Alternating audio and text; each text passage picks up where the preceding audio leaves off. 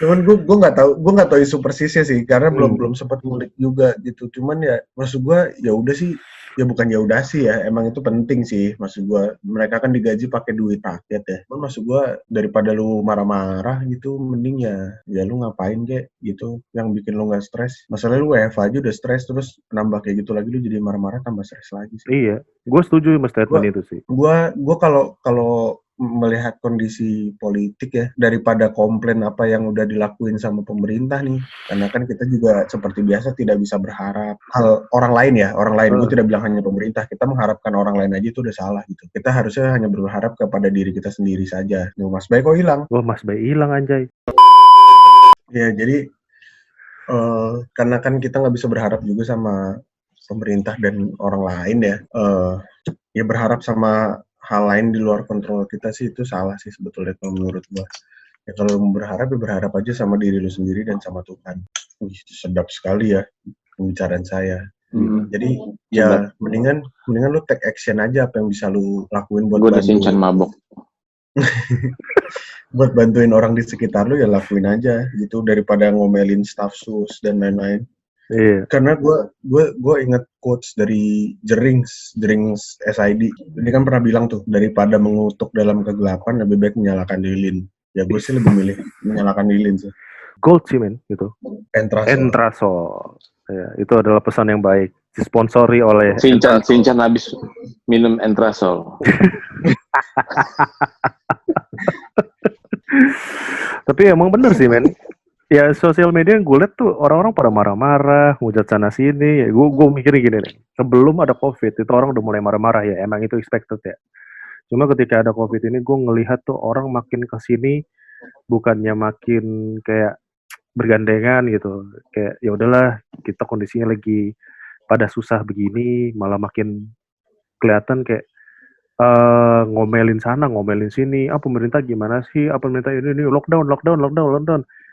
Men, maksud gue ya udahlah ya, whatever apapun yang pemerintah decide, kayak misalnya lu mau di lockdown, intinya itu kan balik lagi ke pribadi orang-orangnya. Kalau emang lu ternyata bisa ngontrol diri lu sendiri, ya otomatis ini bakal cepat kelar gitu. Gak usah lu ngeblaming siapa, ya kondisi ini pasti akan kelar kok. Cuma ya gak usah ditambah keruhin lagi gitu. Contoh terakhir gue lihat itu kayak ada makin banyak kejahatan kayaknya di luar ya. Iya nggak sih? Karena jalanan makin banyak. Ya. Mau lebaran lagi, Ben. Ya. Yang lucu tuh, puasa nih. Yang lucu, lu tau gak sih ada berita bekas napi yang baru keluar, dia mau ngerampok pintu tol. Pas nyampe pintu tol dia kaget. Itu semua udah pakai cashless gitu kan, udah pakai e-money. Terus tidak update. Mereka udah bobo celurit. Sampai situ bingung. Terus celuritnya ditinggal, mau kabur, keburu ketangkep. Lucu banget asli. Anjay. Men itu udah ada berapa lama itu ya? Belum tahu itu. Gak tahu gue. Itu kan berarti dia udah lama banget ya. Dia itu 10 tahun ada kali ya? Iya, puluhan belasan tahun lah paling enggak tuh dia di dalam. Maksud gue lu baru keluar terus ngerampok pintu tol tuh gimana sih konsep ngerampok pintu tol tuh? Gitu, terus ketangkep, terus dia nyampe pintu tol terus bingung lo, gue mau ngerampok apaan, semua orang bayarnya di tap. Iya. Mungkin nih, ini mungkin ya, ini baru mungkin nih, mungkin emang passionnya ngerampok gardu tol, pintu tol yang bentuknya kayak gitu-gitu kan. Besok kalau mau ngerampok, mending ngerampok kayak kasir Indomaret. Pintu pasar gitu mungkin, atau gardu Ancol mungkin yang masih bisa ada duitnya ya. Pintu tol Anda berharap terlalu tinggi, Bos. Tapi lucu banget. Itu lucu banget. Tapi nilai apa angka kriminal mendadak naik, motor hilang makin banyak, maling tuh makin banyak banget. Gitu kan. Kejadian kemarin maghrib motor hilang. Terus tapi pemerintah tetap punya opsi bebasin napi tuh agak lucu sih sebenarnya. Kayak tahu tuh gue agak mempertanyakan sih, lo biar apa? Maksudnya gini, biar oke, gini.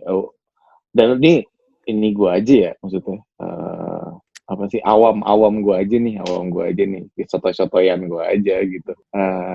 Akhirnya napi dilepasin tuh biar kos di LP berkurang. Ya kan, lu ngurangin kos. Ketika lu ngebebasin napi, lu nggak ngasih makan mereka kan.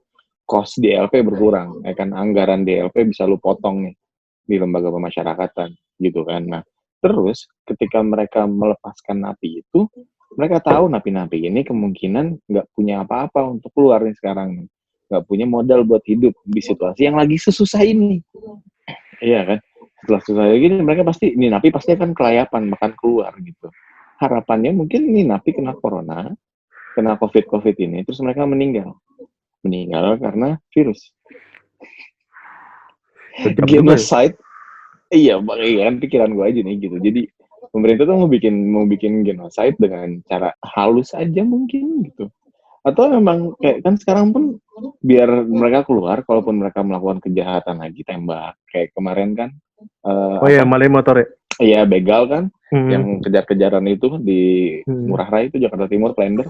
Tembak. Kan jadi kayak, oh ya udah, keluarin aja deh gitu. Kalau mereka berulang lagi, ya kita perintahinnya tembak aja gitu. Mati di tempat juga nggak apa-apa. Masyarakat pun nggak akan komplain. Malah jadi kayak contoh gitu. Nanti gue bebasin, lu bikin masalah, tembak gitu. Jadi mereka ngebunuh karena ya lu lakukan kejahatan, lu udah dibebasin, lu bikin kejahatan lagi, lu melakukan tindak kriminal lagi, ditembak. Konsekuensinya gitu. Jadi nggak tahu sih, menurut gue sih ada sebuah sisi positifnya dibanding yang lain gitu. Sisi negatifnya tingkat kejahatan naik aja gitu, angka kriminal pasti naik. Napi keluar kan ya maling lagi.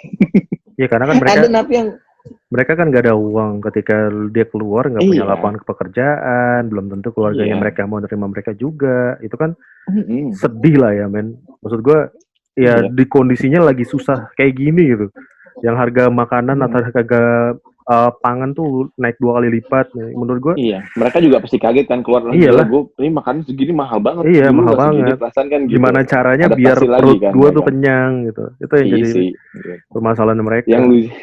Yang lucu mantan, ada juga nih berita lucu. Waktu itu mantan napi dikeluarin, mau maling motor, ketahuan sama warga. Terus dia teriak-teriak, gue ODP. Nggak ada yang mau deket-deket. Oh, gue tahu tuh. Gue tahu. Iya itu gue tahu sih. Cuman gue bingung sama warganya gini ya. Apakah di sekitar situ tidak ada batu bata? Iya, buat betok, buat nimpok dia aja gitu ya. Enggak, gue sih kalau gitu gue lemparin aja pakai apa yang dekat gitu. Satu orang mulai, semua pasti ikutan. Karena begini men, animonya orang nih, pemikirannya orang-orang tuh ketika ada, oh ini gue ODP, gue PDP, itu tuh udah kayak death sentence udah gitu buat mereka. Aja. Iya udah kayak beneran. Itu death note berjalan anjir. Udah kayak anjir, gue megang dia, gue bakal kayak film Resident Evil nih, kayak game Resident Evil, lu gue pegang gue jadi zombie anjay. Gitu, kasarnya gitulah. Menurut gue itu sih yang jadi bad influence pertama ketika ada yang ODP, bukannya di ini yang gue temuin ya di orang-orang ya, ketika ada yang ODP itu mereka bukannya dirangkul, kayak dikasih semangat, kayak nggak diterima sama masyarakatnya gitu. Karena lu bawa penyakit ke sini, mendingan lu keluar dari sini. Kalaupun lu meninggal ya lu nggak akan diterima di pemakaman daerah sini gitu. Itu kan akan jadi sedikit hal yang menyedihkan. Gue pernah lihat satu video dari si Pak Gubernur Jatim si siapa? Jateng ya, Pak Gubernur Jateng. Ganjar. Ganjar, dia sampai nangis gitu kan ngelihat kok warganya nggak mau nerima orang dimakamin. Emang sih kalau kita ngelihat dari sisi negatif sebagai yang baik, itu kita ngeluarin itu orang, lingkungan kita nggak akan ada penyakit gitu. Tapi kalau misalnya dari sisi humanity, kemanusiaan, menurut gue sih sedih men. Anggaplah gini dah, itu orang cuma punya rumah daerah situ coy. Bayangin aja gitu. Rumah daerah situ tuh nggak mau terima dia karena dia pernah berhubungan sama orang yang kena COVID gitu. Itu kan agak sedikit ironis sih buat gue. Tuh sih. Kalau gue ya, gue personally. Kalau gue yang ada di lingkungan situ ya udahlah, rumahnya dia di situ ya di situ. Cuma sebisa mungkin kita jaga kontaknya aja. Ya itu sih sulit sih emang. Lu dimakamin sebenarnya nggak masalah sih. Lu dimakamin kan asal lu nggak nyentuh nggak apa, nggak kan dikuburnya diplastikin terus dikubur sama baju-bajunya juga. Itu beneran lu nggak akan ada. Yang bias itu sosial medianya itu sendiri anjay. Orang-orang stigma sih. Stigma. Iya. Tapi lucunya lu tau nggak ada berita kemarin yang orang meninggal karena karena COVID, meninggal. Positif COVID, meninggal karena COVID. Nah, terus rumah sakit itu udah ngasih tahu buat ini nih prosedur pemakaman nih kayak gini gitu. Nggak mau, keluarganya nggak mau melakukan prosedur itu. Dimandiin. Yang mandiin, habis mandiin besokannya ngeriang semua yang mandiin. Yang datang keluar ngeriang semua. Maksud gue kayak, kenapa sih di satu titik lu bisa segoblok itu, dan di satu titik lu bisa, maksudnya kayak pintar dikit apa gitu, kenapa goblok mulu sih gitu. Ya kan, udah jelas-jelas ini ada pemakaman yang sesuai prosedur, yang beneran aman, nggak lu kasih. Tapi giliran yang nggak sesuai prosedur malah lu jalanin, maunya apa? Itu balik ke stigma yang tadi Aca bilang, bener sih. Jadi orang tuh pertama ngelihat mendiskreditkan si tenaga medis ini sih, coy. Kalau menurut gue ya, mendiskreditkan tenaga medis, kayak melihat ya udahlah, toh ini tinggal udah wafat, ya mendingan gue ngikutin sama tradisi gue, karena tradisi gue tuh jauh lebih baik daripada si apa yang dilakukan sama tenaga medis ini. Mungkin stigmanya kayak gitu yang masih di kepala mereka. Itu sih yang susah ya. Kita nggak bisa beneran misahin antara kepercayaan orang yang udah mendiskreditkan tenaga medis sama orang yang saklek atau kita bisa bilang kolot sama tradisinya mereka. Itu sih. Kita tidak seperti Singapura, Korea Selatan ya. Ya udahlah, nggak apa-apa. Tapi masih untung loh, gara-gara COVID ini kita nggak ada kerusuhan di lokal ya. Karena kan kemarin ada sempat isu kerusuhan. Nah, untung kita nggak ada kerusuhan lah. Kerusuhan sih enggak. Lu tau gak sih yang ini ada anarki tuh, anjing, gue ketawa sih kayak lu anarko. Iya, kayak anak imo baru jadi gitu, norak banget. Serius? Dia baru dengerin Deus itu anjing. Iya, itu anarko.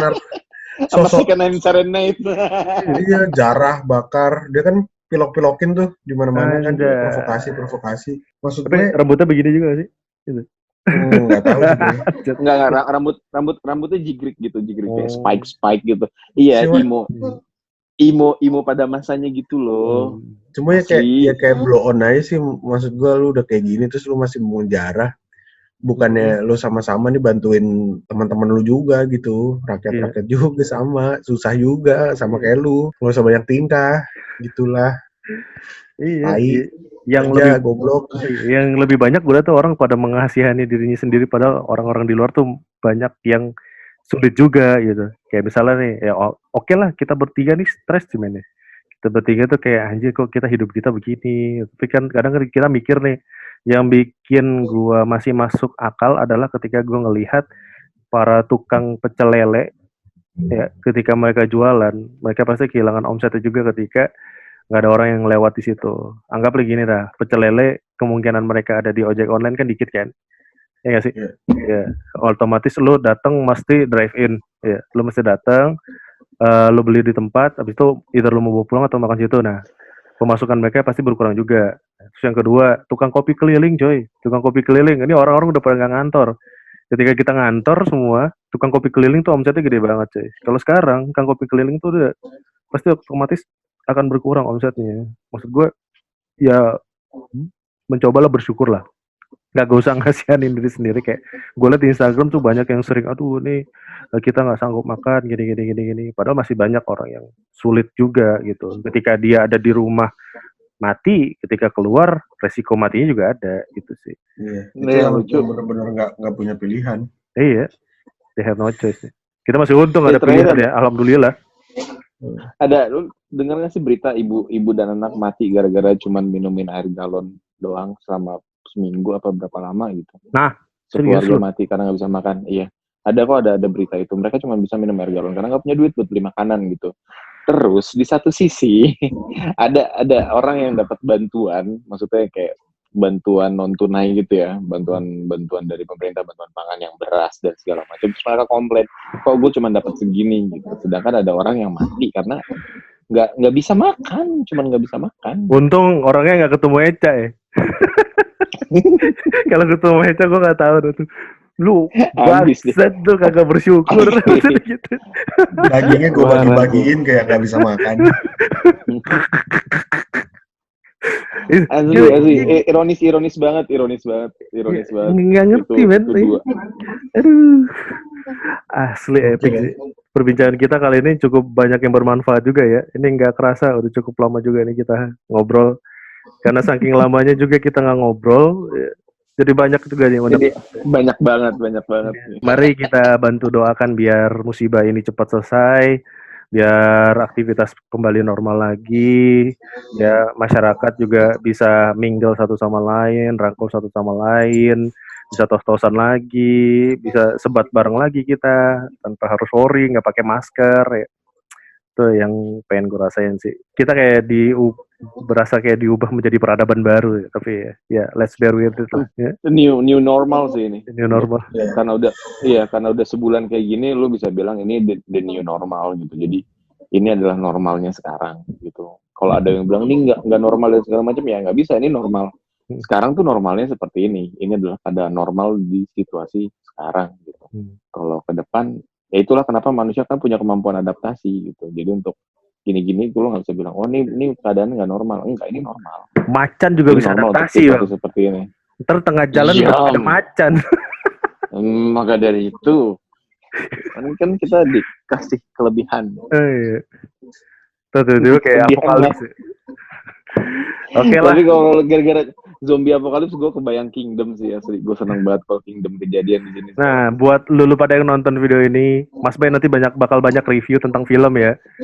Kalau misalnya kalian butuh review tentang game, gue akan posting tentang game. Tapi kayaknya udah kayak gak ada game juga, gue bingung mau review apa. Bung Eca mungkin akan sibuk dulu ya. Bung Eca bakal sibuk, tapi kita akan coba adain sesi bertiga ini jauh lebih banyak. Karena kita kangen juga sih ngobrol bertiga kayak gini. Kayak Udah lama banget anjir gak ketemu. Any last word for people seeing this video? Ya, kalau dari gue sih ya stay safe aja lah. Terus nurut kalau dikasih tahu, jangan keluar rumah kalau nggak butuh-butuh banget. Jaga kesehatan, banyak minum air putih, kurangin ngomel-ngomel di sosial media karena it's stupid. Ya udah sih itu aja paling. Halo Bay. Jaga sekitar. Oh iya, mantap. Ya sebagian besar mirip sama Eca, jadi nggak perlu gue ulang ya kan gitu. Diterima aja nih gitu. Iya, maksud gue diterima aja nih situasi sekarang ini adalah kehidupan normal kita sekarang nih kayak gini gitu. Terus bersyukur lu masih bisa hidup, lu masih punya kuota buat ngomel di sosmed lu, meskipun itu ya nggak tahu, karena gue mikir orang-orang yang ngomel-ngomel ini nggak punya kegiatan lain gitu, mau kerja nggak ada kerjaan ya kan, mau makan nggak ada yang dimakan gitu, yang dia punya kuota. Susah orang-orang lapar dikasih kuota begitu jadinya. Iya, akal udah hilang gitu pasti, gue yakin. Akal udah hilang. Iya. Orang lapar mah dikasih makan, jadi dikasih kuota begitu nih. Orang Indonesia tuh gini nih ya kan, orang Indonesia kebutuhan paling atas tuh kuota, bukan makanan. Jadi beda, kuota baru pangan, papan, sandangnya udah nggak peduli mereka. Setuju sih, ya boleh. Kayak gitu. Jadi ya, jadi besok-besok kalau punya duit beli beras daripada beli kuota, mendingan kenyang ya kan, daripada ngomel tapi tambah lapar. Iya, jangan rengek minta Nintendo Switch ya. Tuh anjing nih. Gua sih paling pesannya ya sama sih kayak kalian berdua sih. Gua cuma mikirin ya stay safe aja. Gak usah mikir bahwa kita udah paling tersedihkan di sini. Buat kalian-kalian yang nonton video ini, bukan berarti kalian itu yang paling sedih. Kenapa? Karena kalian masih bisa nonton video ini, coy. Bayangin orang-orang yang nggak bisa nonton video ini. Mereka nggak punya kuota. Buat makan aja mereka mikir. Nah, harusnya kalian bersyukur. Untuk semua orang yang nonton video ini harusnya bersyukur. Karena kalian masih punya kuota, berarti kalian masih bisa makan di rumah. Itu aja sih pesan gue. Iya nggak? Betul nggak gue? Kok lu jadi marah-marah sih? Oh, iya. Anjing, gue kayak lapar nih. Gue butuh asupan gula. Oke lah, kita pamit. Gengs, terima kasih sudah mau menonton. Sampai jumpa di video selanjutnya. Dadah!